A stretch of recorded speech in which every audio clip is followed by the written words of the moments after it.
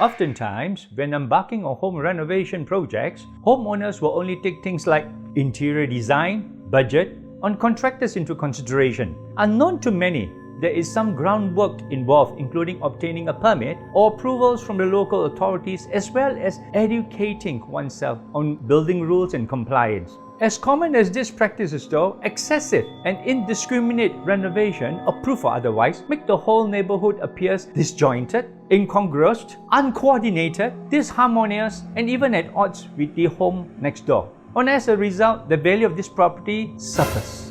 In this episode, I would like to offer some tips for homeowners when embarking on renovation titled Renovation. Get it right from the start.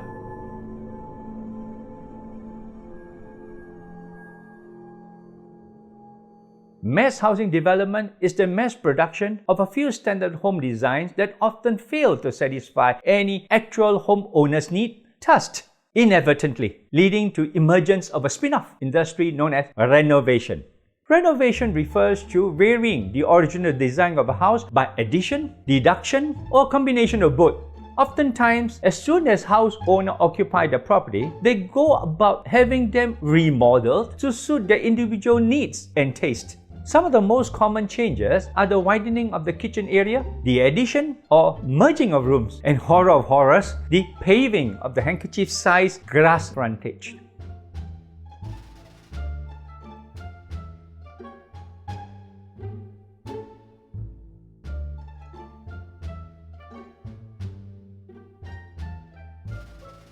As common as the practice is though, excessive and indiscriminate renovation, approved or otherwise, make the whole neighborhood appear disjointed, incongruous, uncoordinated, disharmonious, or even at odds with the house next door. And as a result, the value of this property suffers. Imagine living next to this. I'm not putting up with it. I don't care. Put it all on the TV. I hope you display the whole street if you want to do it. Typically, a terrace house owner has his house renovated based on some design he has found in his favorite architecture or design magazines. This is often done without taking into account the impact it would have on the aesthetic of his immediate neighbors, let alone the neighborhood.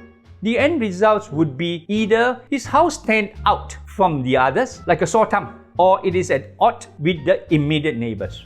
As such, the National House Buyers Association (HBA) would like to offer the following precautionary pointers for the benefit of wannabe renovators. 1. Ensure the house has been certified as ready for occupation. In their rush to renovate, some house purchasers do not wait for the Certificate of Fitness (CFO) or Certificate of Completion and Compliance (CCC) or Occupational Certificate (OC) to be issued, which would inadvertently cause delay across the board. The fact is, no house owner is allowed to occupy the property before the issuance of any of these certificates.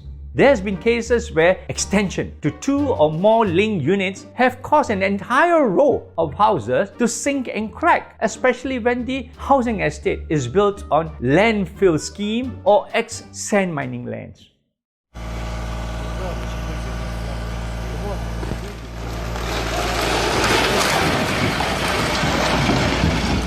Two, be clear about what you need and what you want. Draw up a wish list and itemize them. Then pile down to suit your need and budget.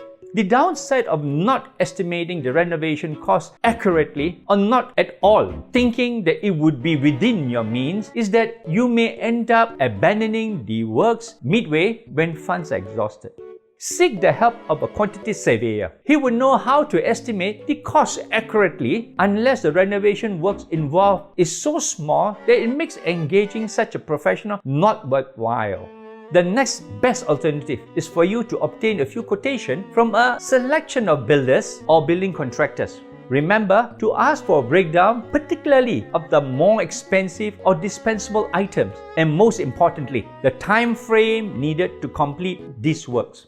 If the scale of the renovation is relatively complex and large, get a professional to help out.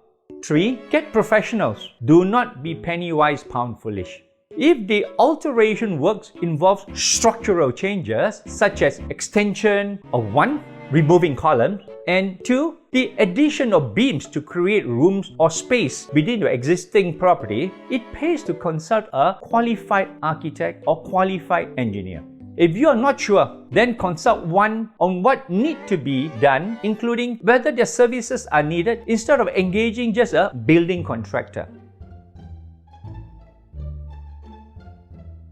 Any added structure without professional engineering input may cause structural stress or even structural failure, not only to the existing building but also to the neighboring houses. Well, our crews came out here last night to check out the situation, and not much has changed. You can see there's construction here on Princeton Street. And when you have construction next door, of course, you know, it can be an inconvenience. It's noisy, there's muddy sidewalks, but when it starts to creep into your property and cause damage, that's where this homeowner draws the line. Their involvement may be a legal requirement. Otherwise, the local authorities, LA, will not entertain applications, including the requisite building plans approval, to carry out any of your planned works.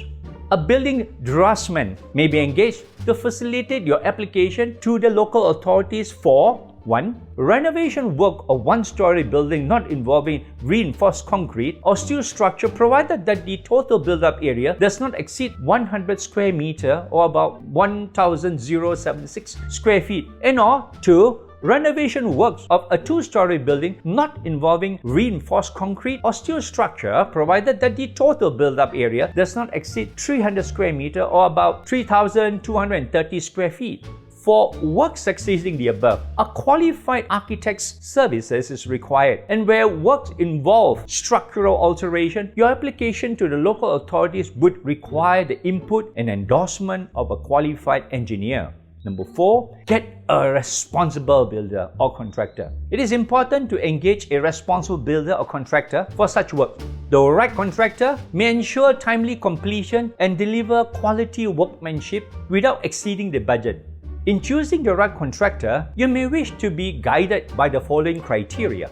1. Shortlist the candidate on the basis of word-of-mouth recommendation, then interview them with the assistance of a friend who is knowledgeable in this field before making a final decision. 2. Try to satisfy yourself about their financial background and track record. They usually operate either a sole proprietorship or partnership, or at best a small-scale company, and therefore their capital and financial resources are minimal. 3. Usually, building contractors do not have large permanent team of competent or skilled workers. They are recruited ad hoc. And if he has such staff, it is usually a reliable indication of the health of his business. 4. At this time, construction workers comprise predominantly non-skilled and semi-skilled foreign workers. Therefore, before engaging the building contractor, inquire about the background of the workforce. 5th, check out how many current projects he is undertaking. This indicates his available resources and concentration. Now, find out the do's and don'ts from the local authorities. You may require some professional help with this. The items comes after the wish list and budget are done, but prior to your soliciting a quotation from selected contractors. Most house owners may, at this stage and prior to the engagement of any consultant, make inquiries with the local authorities on the building requirement based on the nature of their intended renovation works.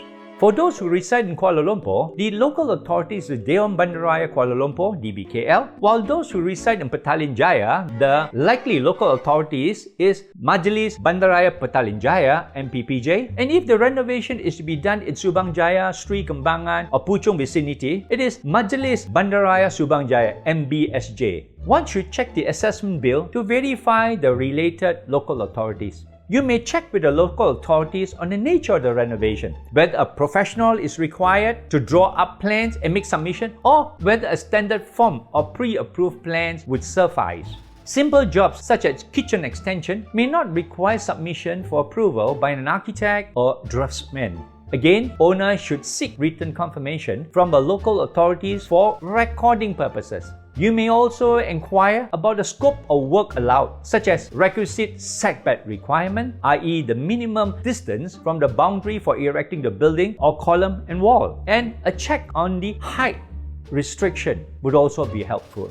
Wow, there's so much things I wish to highlight to listeners, but I cannot do it in one video. Hence, my next check will be a continuation of this video titled 6 More Things to Note Before You Renovate Your House. Look out for its continuation. See you in the next episode. Cheers.